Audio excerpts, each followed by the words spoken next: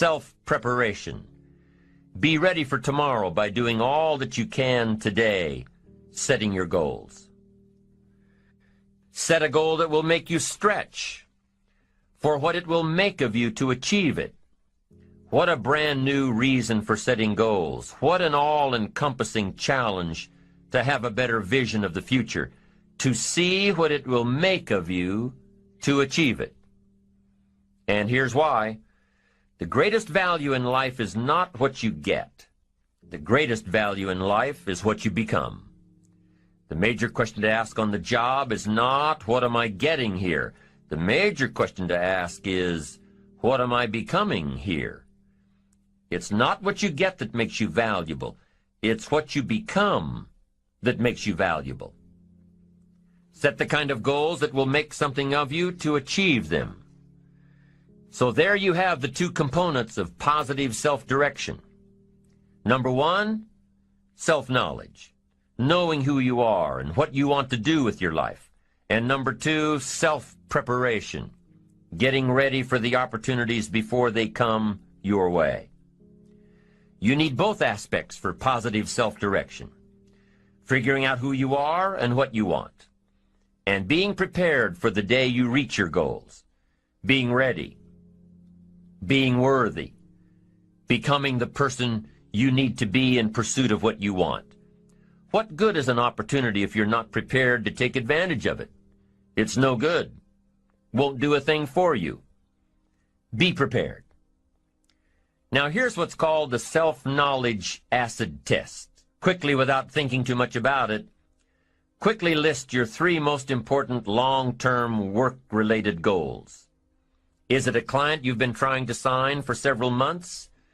Is it a major sale you've been trying to make? Is it a promotion? Is it a partnership in the firm?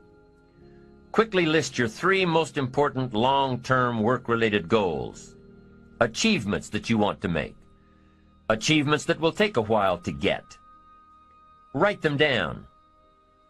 Again, without thinking too much about it, quickly list your three most important personal and spiritual goals. Things that will make a difference in your personal life. Is it going to church more often than holidays? Grasping all you can from the Sunday sermon? Is it spending more quality time with your kids? Is it turning the TV off during the dinner hour and actually talking about the important things in life with your family? Is it making more dates with your spouse? Is it planning a much-needed family vacation? What is it? What are the important goals in your personal and spiritual life? Is one of them making a conscious effort to exercise more, to eat better, to lose some weight, to get in shape?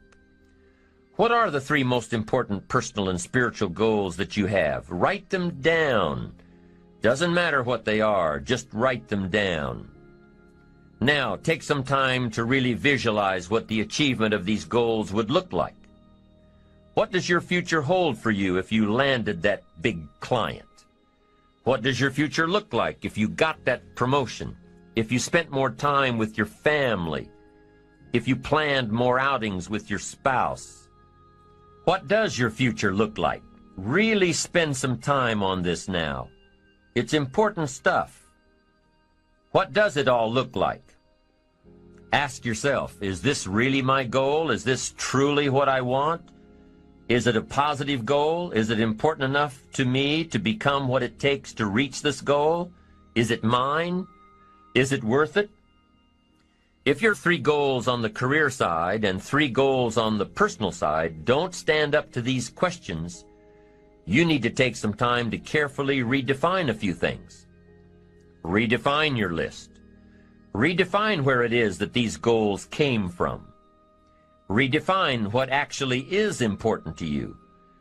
Redefine how hard you'll really work to get them. Now, there are two parts to this goal setting and redefining process.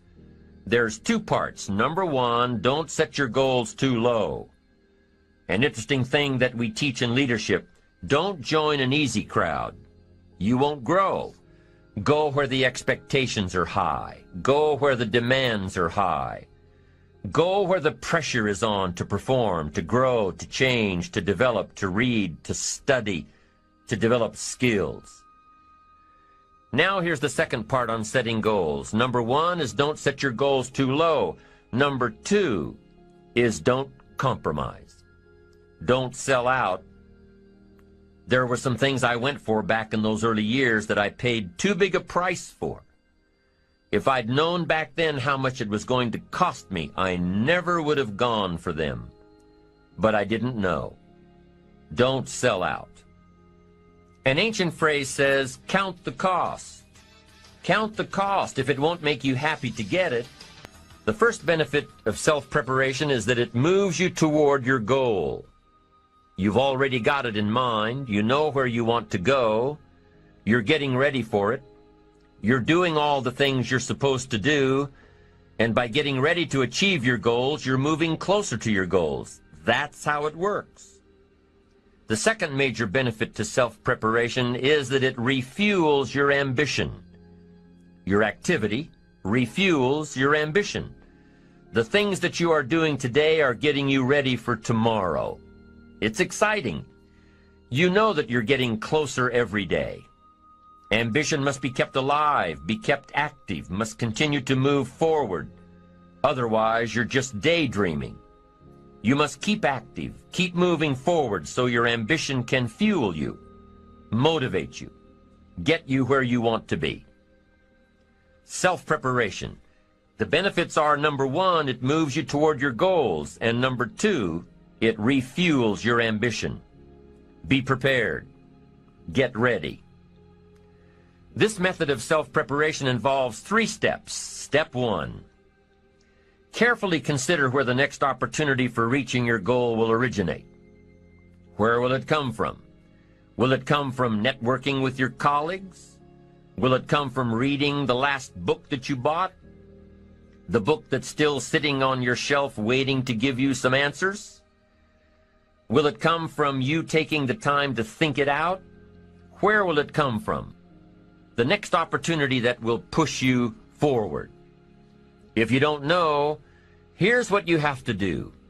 For each major goal of yours, the top priorities on your list, for each of these, take out a separate piece of paper, 1 single sheet per major goal, write down your goal at the top, and start listing all reasonable resources. Write down every possible place that you could find the opportunity to achieve this goal. And with each resource, classify them. Ask yourself, is this resource a sure thing? A good bet?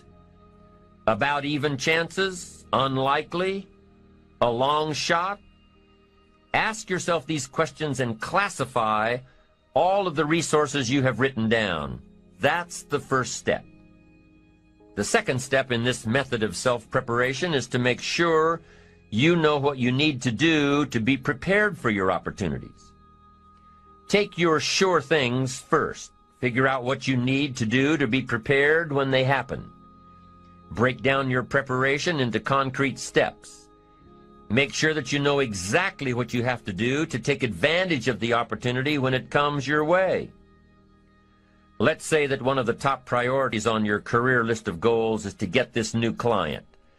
Let's take it 1 step further to say that on your resource list for this goal is to have a lunch meeting with a friend who just happens to be the mentor of the client you're going after. Is this friend of yours a sure bet on your resource list? Well, let's say he is. I mean, you know this guy is a tremendous consulting source for the client you want. The client you want really listens to the opinions and advice of your friend. So you're getting ready to have lunch with your friend. What do?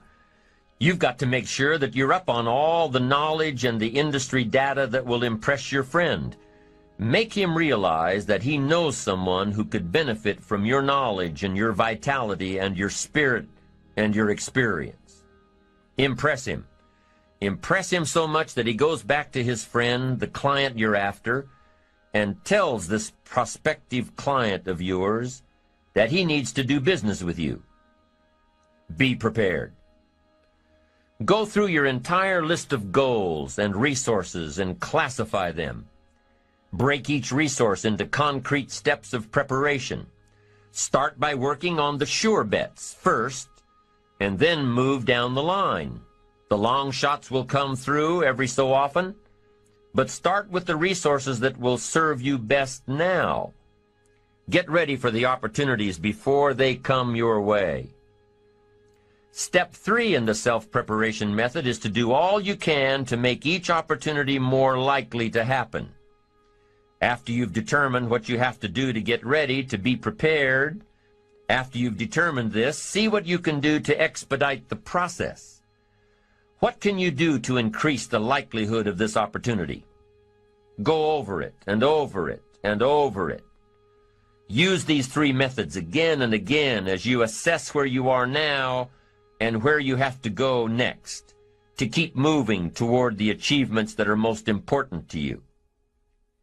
Step 1, consider your resources. Step 2, determine what you have to do to get ready. Step 3, expedite the opportunities. And by the way, this method of self-preparation works wherever you are in your journey, whether you're close to your goals or whether you're just starting your journey of self-direction. This method works.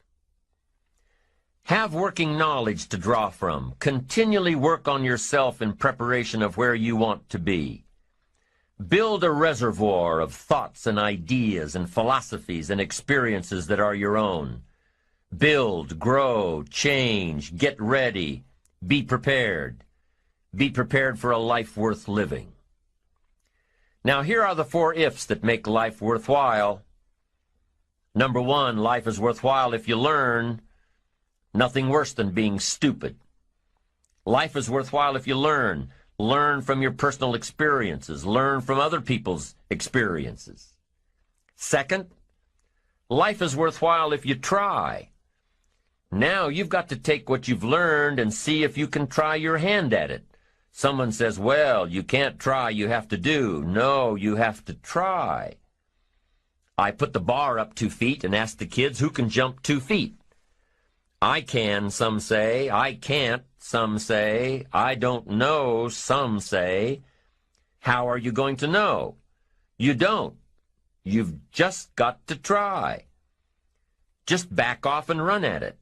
How are you going to know if you don't try? Now, what if you knock the bar down? Does that mean you can't jump 2 feet? No. You have to what? Try it again. Of course, you have to try. Try it another way, but try. Try your hand at it. When the record book on you is finished, let it show your wins and your losses, but don't let the record book show that you didn't try. Next, life is worthwhile if you stay. You've got to learn to stay. Now, you don't have to stay forever. Just stay till you see it through. A guy builds a foundation, and then he wanders off somewhere and builds another foundation. He's got these foundations scattered all across the country. I mean, no walls, no roofs, just a bunch of foundations. Not a good reputation. Stay. You don't have to stay forever. Just stay to finish something. Don't fall into the trap of less than refined sophistication. Stay till it's over. The 4th if that makes life worthwhile, 1 is if you learn, 2 is if you try, 3 is if you stay, and 4th if that makes life worthwhile is if you care. Caring is a unique human experience that is so vital and so powerful and so all-encompassing and so far-reaching. If you care at all, you'll get some results. If you care enough, you can get magnificent results. To lead a life worth living, you've got to learn, you've got to try, you've got to stay, and you've got to care. Develop your positive self-direction. Do these things we've discussed. Remember the 4 ifs, and you're on your way to building a life worth living. The second principle of building ambition is self-reliance. Number 1 is self-direction. Number 2 is self-reliance. Taking responsibility for your own life. Taking responsibility for whatever happens to you. Knowing that you have consciously made the decisions that are now affecting you. knowing that what is happening now, today, is the direct result of your activity, what you did yesterday. Self-reliance is basically counting on yourself. Now, being self-reliant doesn't mean you can't work with others or trust others. Self-reliance means counting on yourself, trusting yourself, being confident with yourself, being responsible to yourself, trusting your own instincts, trusting the conclusions that you have developed from your study of experiences and philosophies, taking the credit that is due you, learning from the mistakes that you have made, being self-reliant. Gestalt psychologists give an example of being self-reliant. They say that you're responsible for getting caught in the rain. They say that by deciding not to carry an umbrella every day, you have made the decision to endure an occasional drenching. Translation: by not being prepared, you make the choice of getting caught in some of life's unpleasant circumstances.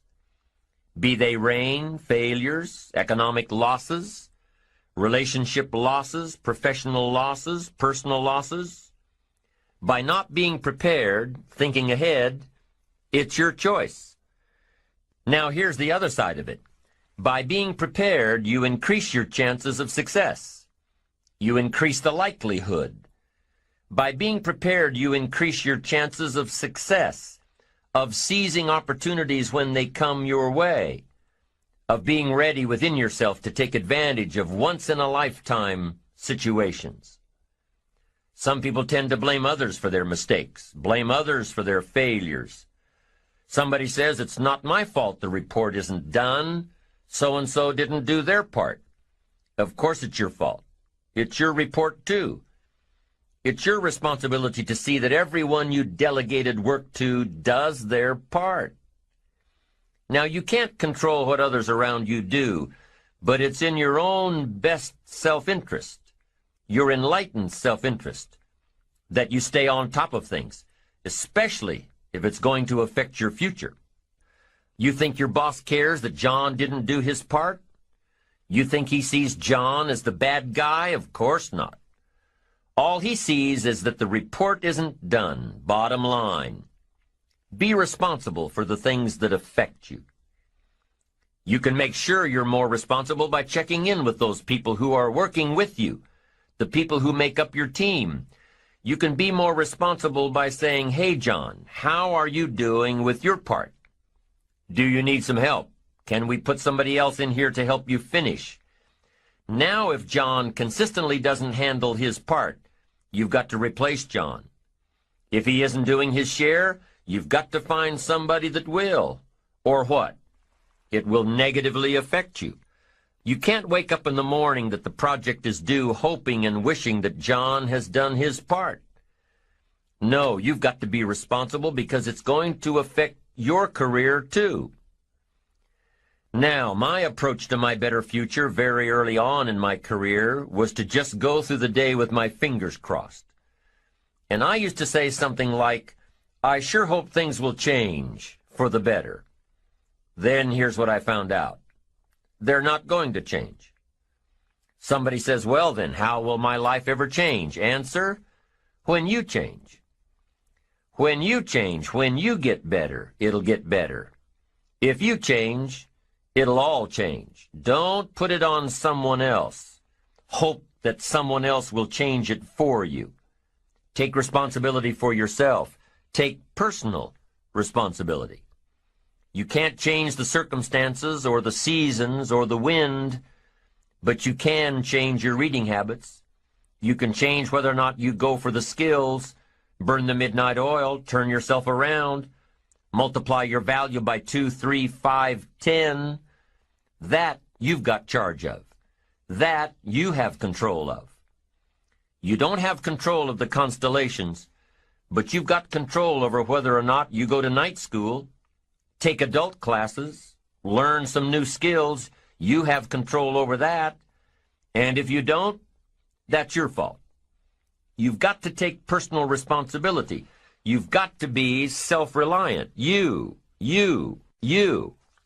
Nobody else can change your life. alter your ambitions, pave a golden road for you. But you can. It's up to you. Be responsible for yourself. Learn to reap the harvest without complaint. This is a sign of growing maturity. And here's where it comes from: taking full responsibility. Take full responsibility for everything you do. Be responsible to yourself. It's your crop.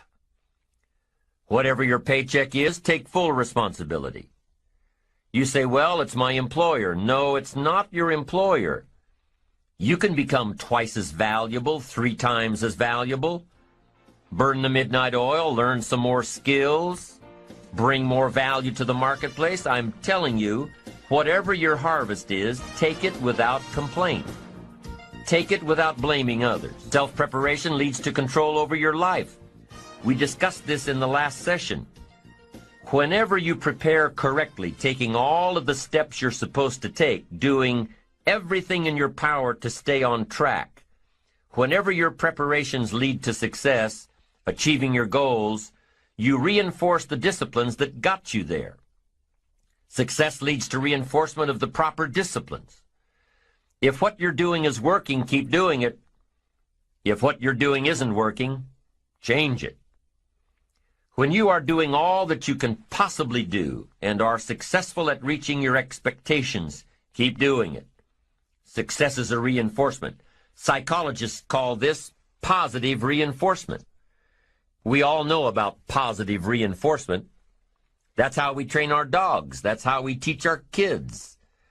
That's how the trainers at SeaWorld can get a killer whale to do tricks and follow commands and work side by side with humans, by positive reinforcement.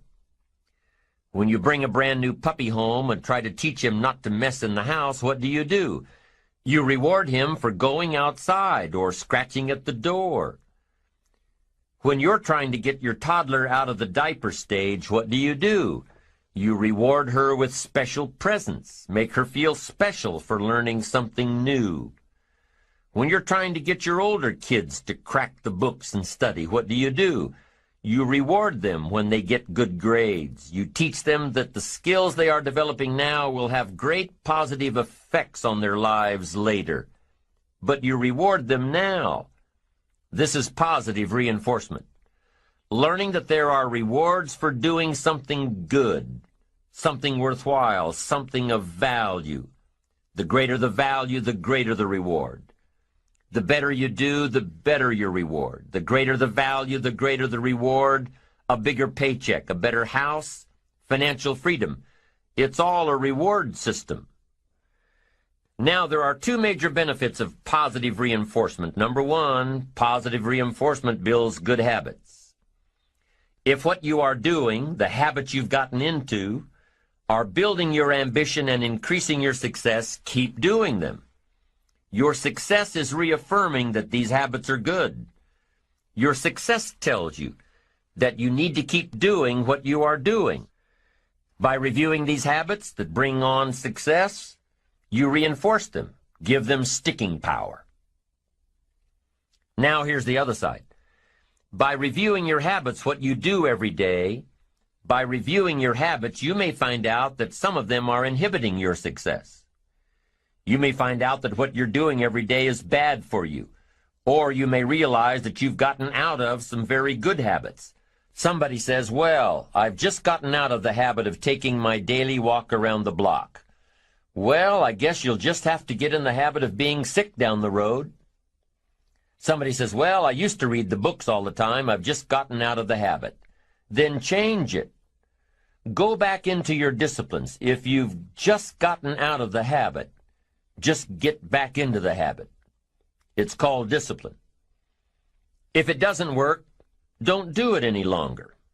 You can keep your fingers crossed if you want to and hope that it'll all straighten out.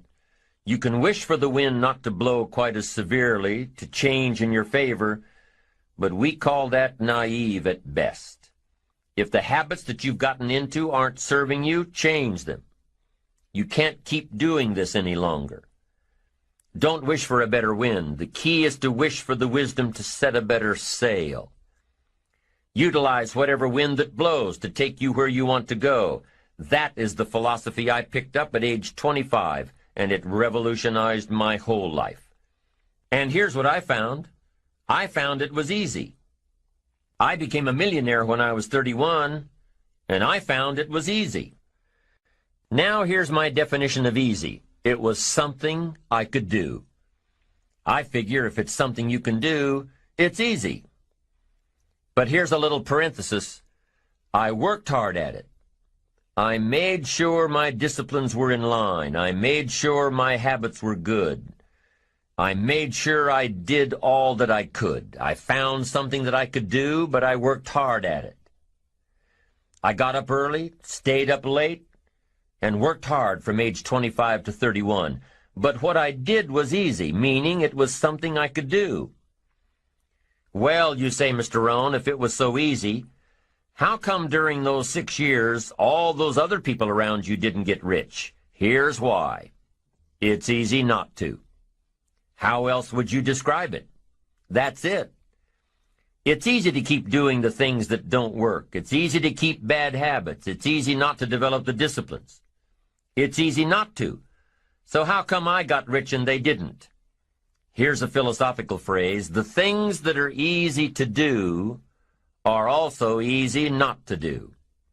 That's the difference between success and failure, between daydreams and ambitions. Here's the key formula for success. A few disciplines practiced every day. And those disciplines have to be well thought out. What should you spend your time doing? Don't waste your time on things that aren't going to matter.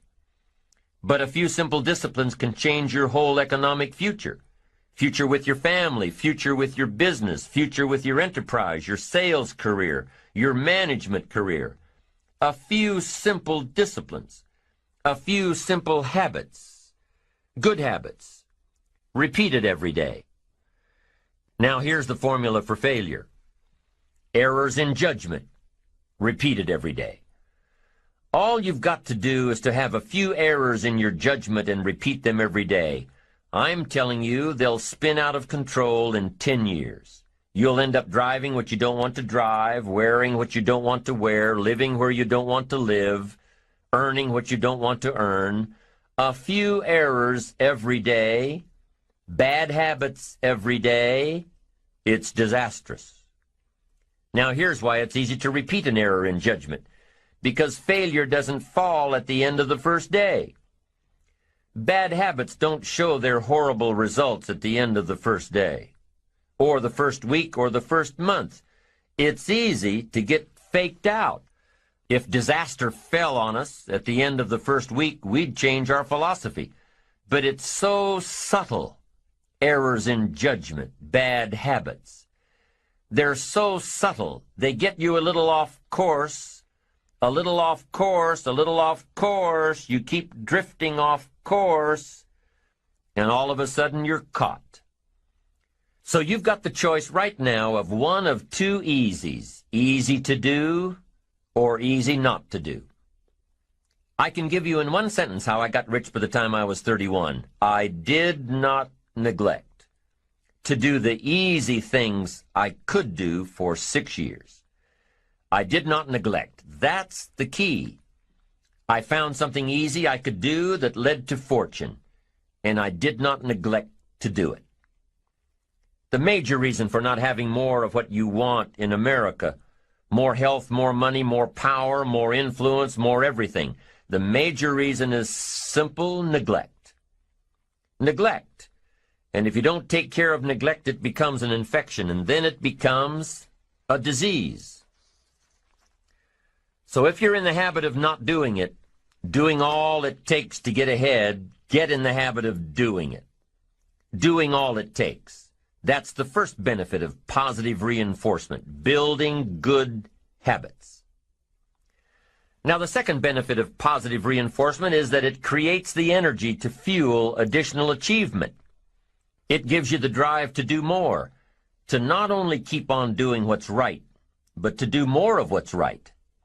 The disciplines that will help you grow and get ahead of it all. The knowledge that what you're doing is paying off creates more energy to keep going. How easy is it to get up in the morning when you know you're not doing all that it takes? It's not very easy at all. You can just lay there awake thinking, oh, what's a few more minutes in bed? It won't matter much anyway. Wrong. It does matter. It will matter. Now, how easy is it to get up in the morning when you're pouring it on, doing the best you can, anxious to get going, make progress toward your dreams? It's a whole different story. When you're resting to renew your reserves, it's much different than resting to avoid your day. When you're psyched up and excited for your life, when you're excited for what you've planned to accomplish for the day, it's amazing. You'll wake up before the alarm clock even tries to startle you awake. Your successes fuel your ambition. Your successes give you extra energy. Your successes pave the way for more successes. It's the snowball effect. With one success, you're excited to meet another, and another, and another. And pretty soon, the disciplines that were so difficult in the beginning, the disciplines that got you going, are now part of your philosophy.